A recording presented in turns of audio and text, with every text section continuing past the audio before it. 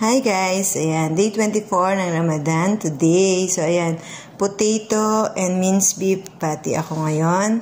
So ayan, mamaya mimix ko na siya and then isa-shape ko. Then fry lang later at saka vegetable platter.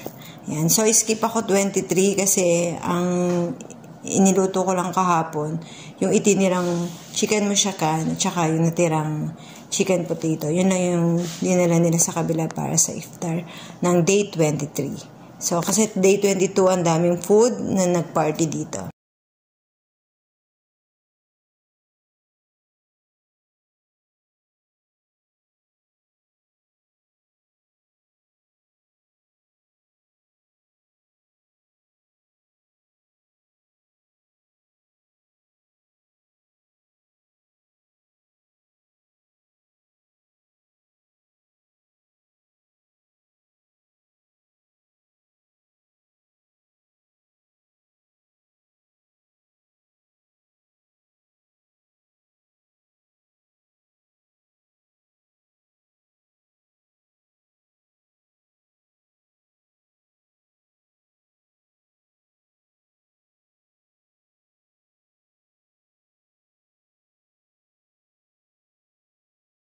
Hi guys, ayan, natapos na ni yung patty, diba?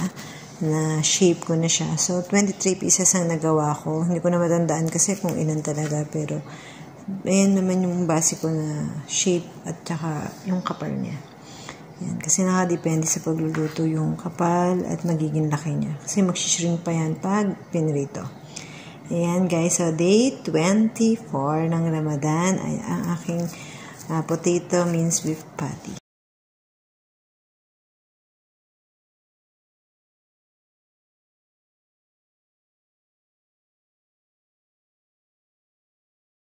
So, ayan na guys, ang green leaves at platter vegetable.